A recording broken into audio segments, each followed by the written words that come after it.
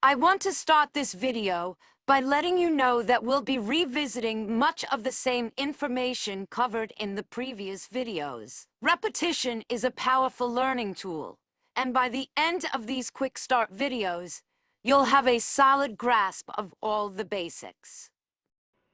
Welcome to Animaster's Quick Start Example 3. If you haven't already, go into the Quick Start number 3 folder and pull out the Animaster Quick Start 3. It consists of a blank animesh character, a base floor, 4 double-numbered circle rounds, and a blue home rectangle. The first thing we do is right-click and edit the animesh. Go to the Features tab and tick the Animated Animesh box. Now, go to the Content tab, open your inventory, and open your Animaster folder, and drag the Set Hover Height script into the contents of the animesh. Now close the Edit window and right-click Animesh and hit the Touch button at the top of the pie menu. A blue window will now pop up. First, get close to the feet to inspect how far off or under the ground the animesh is. Getting in close will ensure the right hover height for your animesh. Now, hit the up and down buttons on the blue menu accordingly. You want the animesh's feet to touch the ground. When you are satisfied with his position, hit the End button on the blue menu. Now your hover height has been set. He is standing in a rigid stand pose.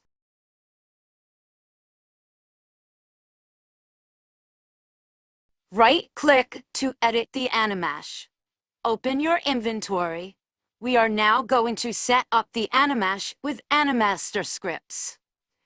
Drag and drop into the content window the following: KFM task script, KFM validate script, reader script, sound preloader script, start card. Now open the Quick Start 3 folder and drag the task card and the stand, walk, run, and talk animations into the animesh. You will see error messages pop up on the screen. That is because our task card is not set up yet. Just disregard for now. It is just the Animaster telling you something is wrong with the task card.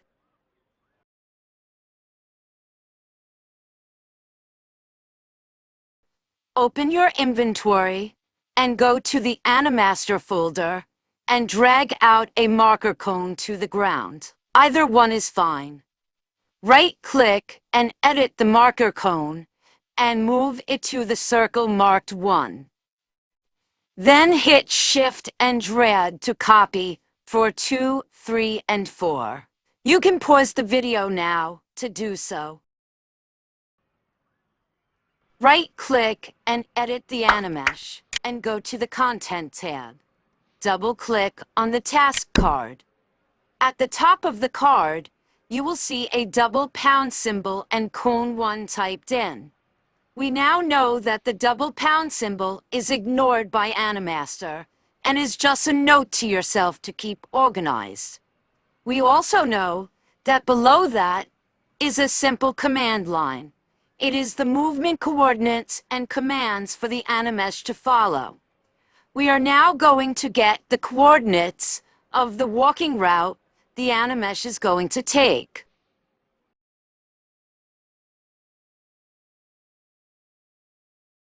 Keep your task card open, go to the first cone and touch, hold for a second and let go. The coordinates of the cone are now in local chat. Open local chat and highlight and copy the numbers between the caret brackets.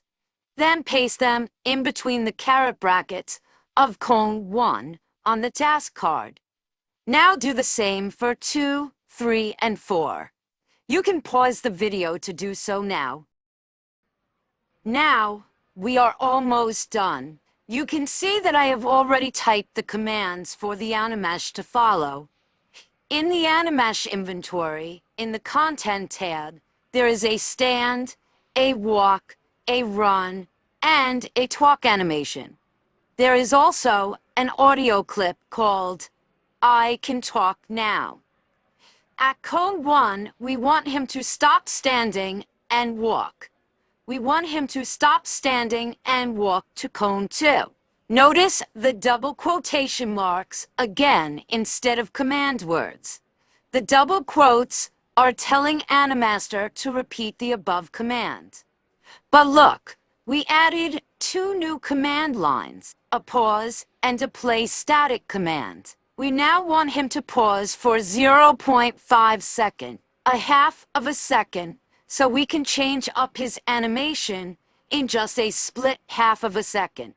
We want him to stop walking and start standing. Now we want him to play a static audio clip. It is static because he is standing in one spot. He is playing at 10, which is the loudest setting, and he is playing an audio clip named I Can Talk Now.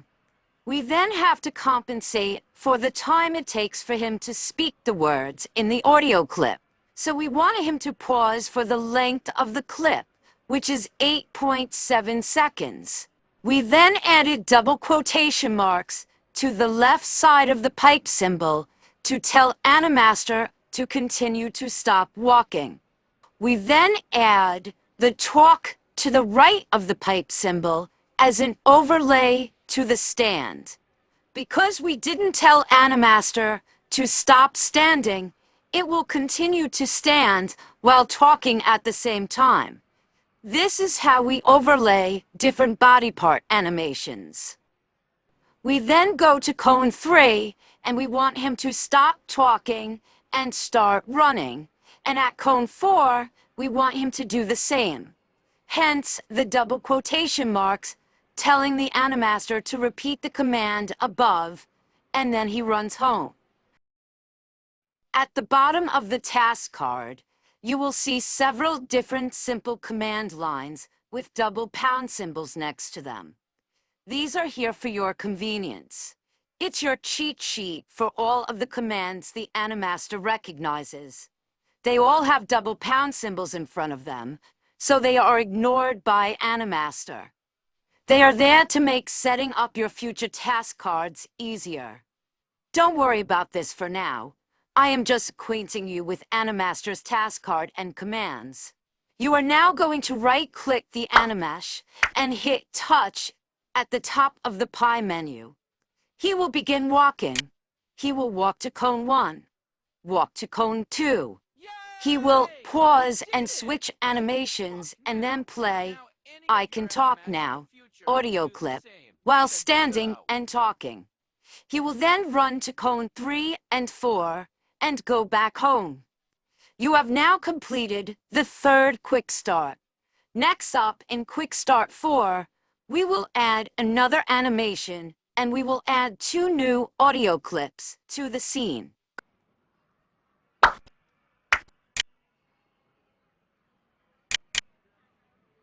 Yay! You did it! I can talk now! And now any of your animesh in the future can do the same. Way to go!